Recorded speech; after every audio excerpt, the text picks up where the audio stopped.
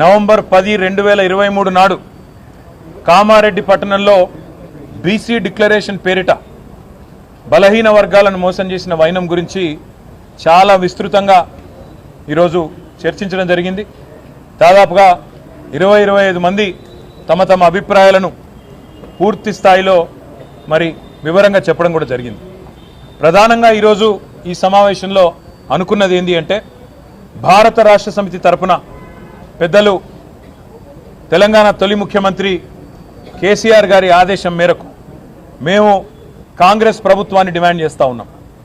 మీరు ఖచ్చితంగా కామారెడ్డిలో ఇచ్చిన బీసీ డిక్లరేషన్లోని ప్రతి హామీని అమలు చేసేదాకా తప్పకుండా ప్రధాన ప్రతిపక్షంగా మీ వెంటబడతాం. రాష్ట్రంలోని బలహీన వర్గాల పక్షాన మిమ్మల్ని అడుగడుగునా నిలదీస్తూనే ఉంటామనే మాట నేను విజ్ఞప్తి చేస్తా ఉన్నా.